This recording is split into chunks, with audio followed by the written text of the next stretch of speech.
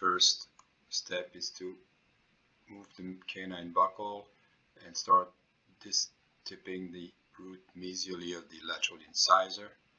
Then we transpose the two teeth.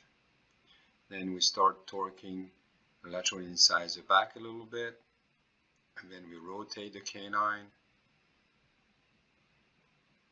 and then we distalize slightly the premolars and drop the canine in position. So that's basically the movement.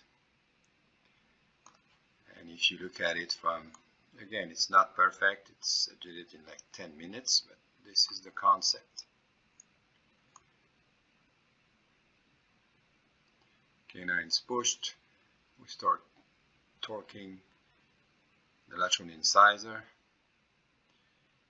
Now we torque again, lingual buccal torque, and then we rotate the canine, drop the canine, distalize the premolars.